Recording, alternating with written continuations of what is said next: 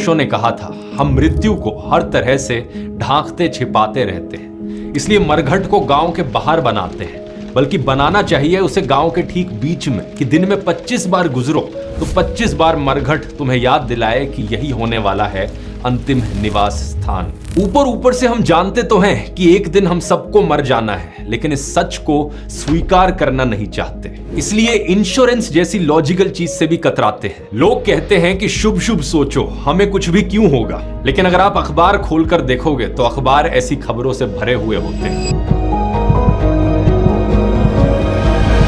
किसी की सड़क हादसे में मौत हो गई, कहीं पर ट्रेन एक्सीडेंट हो गया, कहीं पर पुल नीचे गिर गया, और कितने ही ऐसे केसेस हैं जो अखबारों में नहीं छपते। कहीं कोई हार्ट अटैक से मारा जाता है, जवान लोग भी मरते हैं। इन मरने वालों में से किसी ने नहीं सोचा होगा कि अचानक से ये ऐसे मर जाएंगे, लेकिन मौत दबे पांव आई और वो चले गए। 29 दिसंबर की एक खबर देखिए, जेजू एयर का एक एयरप्लेन साउथ कोरिया के शहर में रनवे से बाहर फिसल गया और फेंस से जाकर टकराया। इसमें बैठे 181 पैसेंजर्स में से 179 लोग मारे गए। 20 दिसंबर की एक खबर देखिए, जयपुर अजमेर हाईवे पर एक एलपीजी टैंकर एक ट्रक से टकरा गया, जिससे 11 लोगों की ऑन द स्पॉट मौत हो गई। इनमें से कोई भी ऐसी घटना नहीं थी जिसे प्रिडिक्ट किया जा सकता हो। हम अक्सर ऐसी घटनाओं को अखबार में पढ़ते हैं और सुनते हैं तो अपने आप को इन घटनाओं से डिसएसोसिएट कर लेते हैं। हम में से बहुत से लोगों को लगता है कि ऐसी चीजें हमारे साथ नहीं हो सकती, लेकिन सच बात यह है कि यह चीज किसी के साथ भी हो सकती है। एक आदमी था महेंद्र, जो सड़क हादसे में मारा गया। उसके परिवार के लिए इमोशनल हार्ट ब्रेक तो था ही, लेकिन क्योंकि महेंद्र ने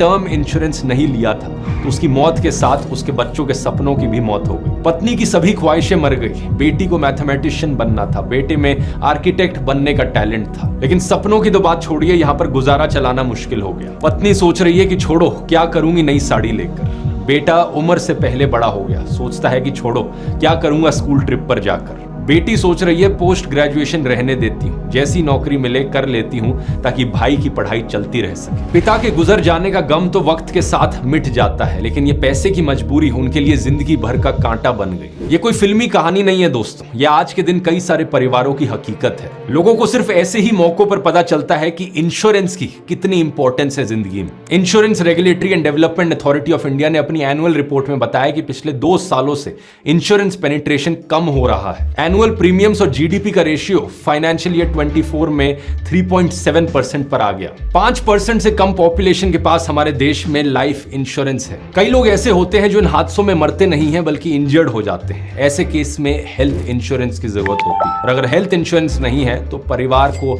लाखों रुपए खर्च करने पड़ते हैं आपके इलाज पर। ऐसे में आपकी जान तो बच जाएगी, लेकिन आपके परिवार के ऊपर जो फाइनेंशियल प्रेशर है, परिवार की मजबूरी देखना मुश्किल हो जाएगा।